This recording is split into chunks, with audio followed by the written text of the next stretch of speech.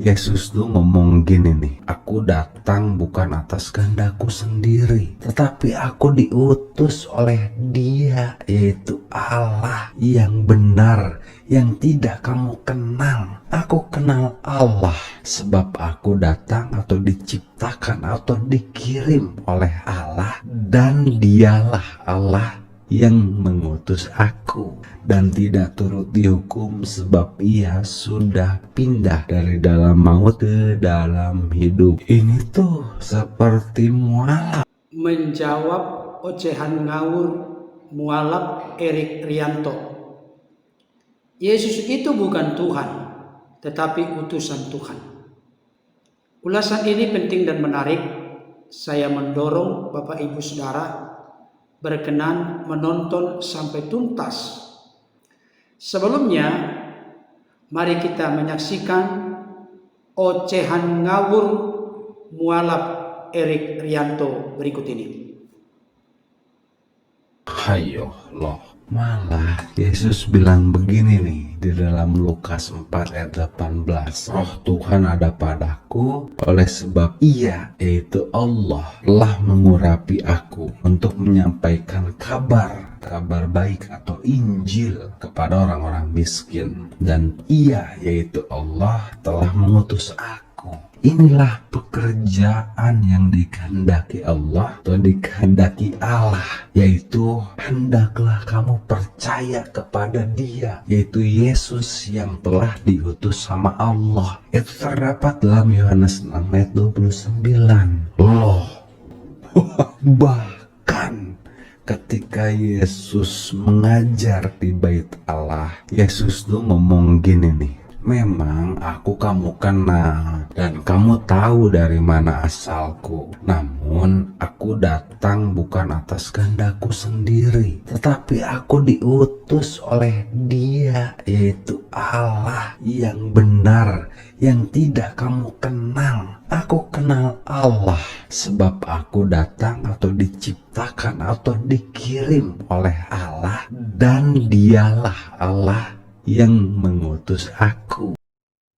Itu terdapat dalam Yohanes 7 ayat 28 sampai 29 ya. Tuh, bayangkan kalimatnya jelas. Terus Yesus ngomong gini nih di dalam Yohanes 5 ayat 24. Sesungguhnya barang siapa mendengarkan perkataanku dan percaya kepada Dia, yaitu Allah yang telah mengutus aku, ia mempunyai hidup yang kekal dan tidak turut dihukum, sebab ia sudah pindah dari dalam maut ke dalam hidup. Ini tuh seperti mualaf.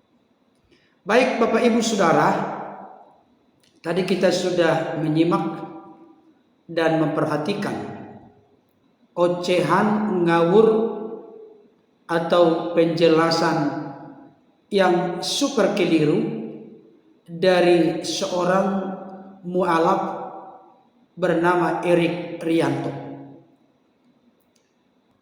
Saudara dikasih Tuhan, ayat yang kedua, Lukas 4 ayat 18, dikatakan begini, Roh Tuhan ada padaku, oleh sebab Ia telah mengurapi aku untuk menyampaikan kabar baik kepada orang-orang miskin, dan Ia telah mengutus aku, dan seterusnya. Gagal paham dari Erik Rianto ini adalah beliau tidak membaca ayat sebelumnya, ayat 17. Kepadanya, maksudnya kepada Yesus, diberikan kitab Nabi Yesaya, dan setelah dibukanya ia menemukan nas di mana ada tertulis, Roh Tuhan ada padaku, dan seterusnya.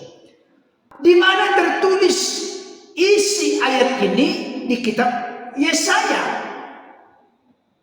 Jawabannya adalah Yesaya 61 ayat 1 sampai 2. Jadi ini merupakan nubuatan yang digenapi di dalam diri Yesus, bahwa Dia akan datang di masa yang akan datang, konteks Yesaya, sebagai Mesias yang memiliki tugas untuk memberitakan pembebasan kepada orang-orang tawanan, dan penglihatan bagi orang-orang buta, untuk membebaskan orang-orang yang tertindas, untuk memberitahukan tahun rahmat Tuhan telah datang.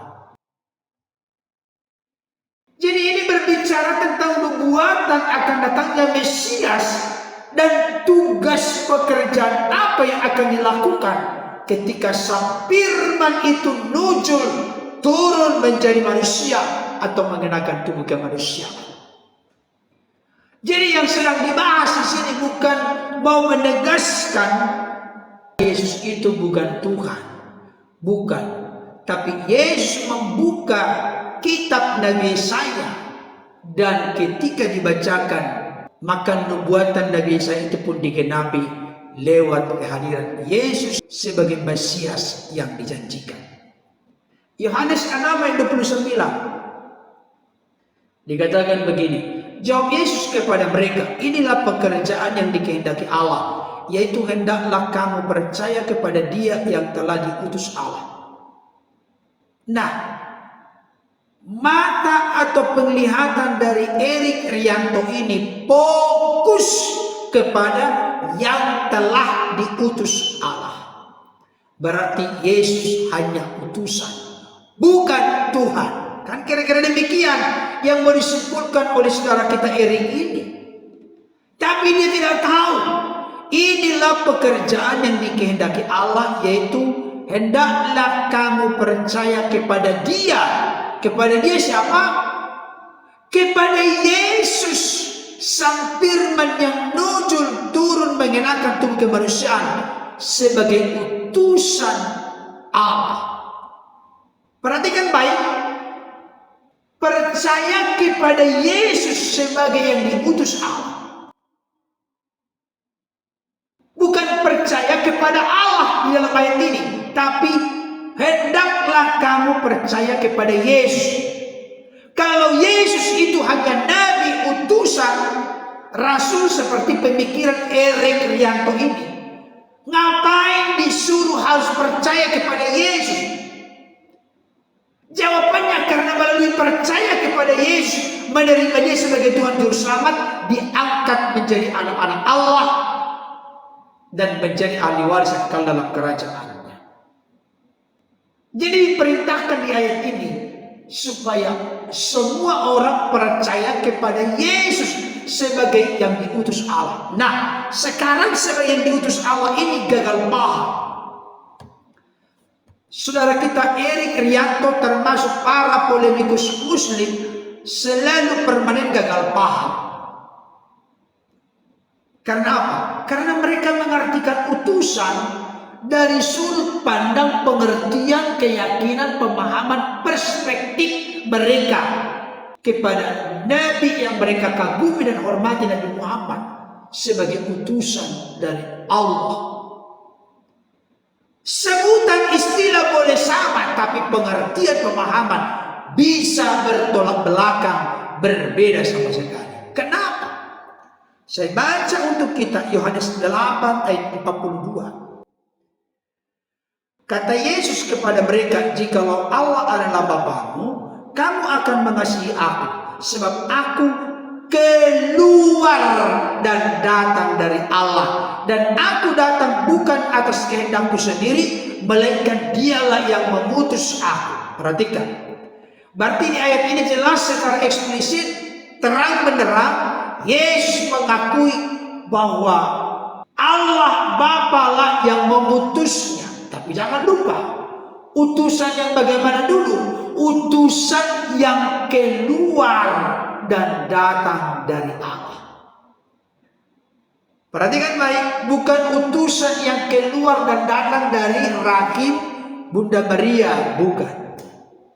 Tolong terbuka mata hati, mata rohani saudaraku Erik Rianto, termasuk polemikus Muslim yang selalu gagal paham terkait dengan utusan. Yesus itu adalah utusan yang keluar dan datang dari Allah. Nanti di ayat yang lain di dalam Injil Yohanes disebut utusan yang turun dari sorga. Supaya nanti jangan dikatakan mengarang, saya akan membacakan ayatnya. Yohanes 6 ayat 38. Dikatakan demikian, sebab aku telah turun dari sorga, bukan untuk melakukan kehendakku, tetapi untuk melakukan kehendak Dia yang telah mengutus aku. Perhatikan, Yesus itu turun dari sorga, berarti Yesus adalah utusan yang turun dari sorga. Ketika Yesus turun dari sorga, saya mau tanya, apakah itu merujuk kepada kemanusiaan Yesus yang dilahirkan oleh Bunda Maria? Tentu jawabannya tidak. Karena kemanusiaan yang dimilikinya lahir dari rahim Bunda Maria, bukan turun dari sorga.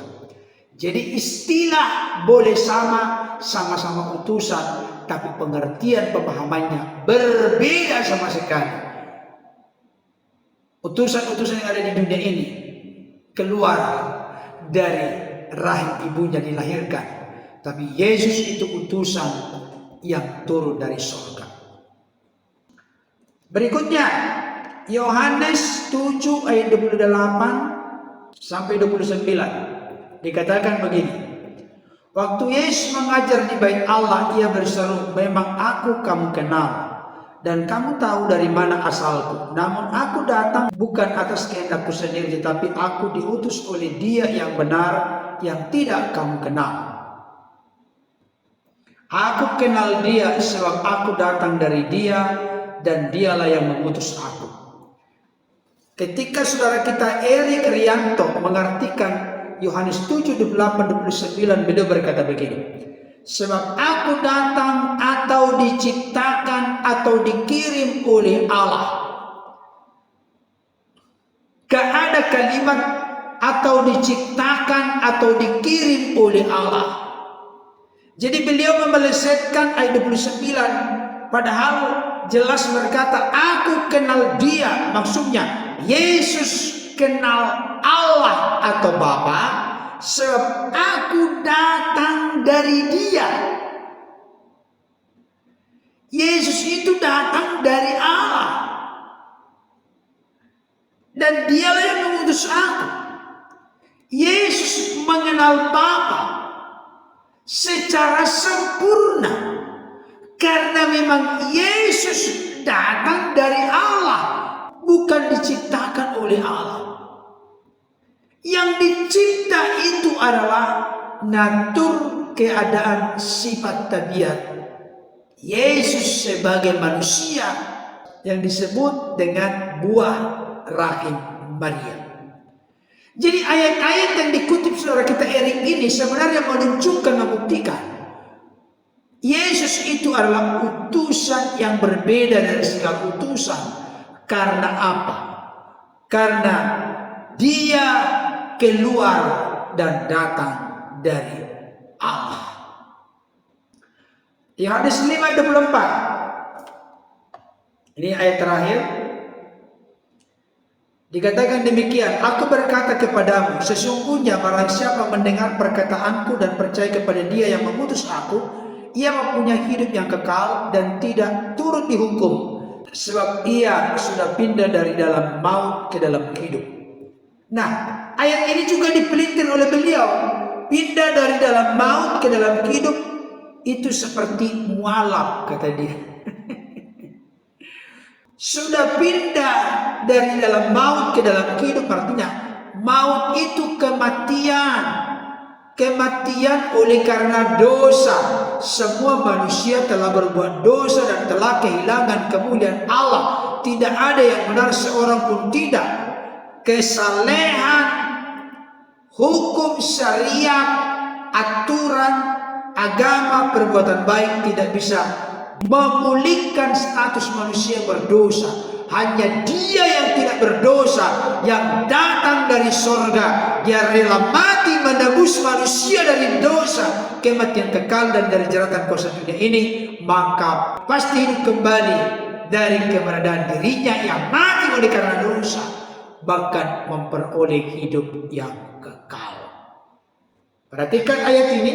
Sesungguhnya barang siapa mendengar perkataanku dan percaya kepada Dia yang mengutus aku. Ada dua di sini. Pertama, mendengar perkataan Yesus, Yang kedua, percaya kepada Allah atau Bapa yang mengutus Yesus, maka ia mempunyai hidup yang kekal.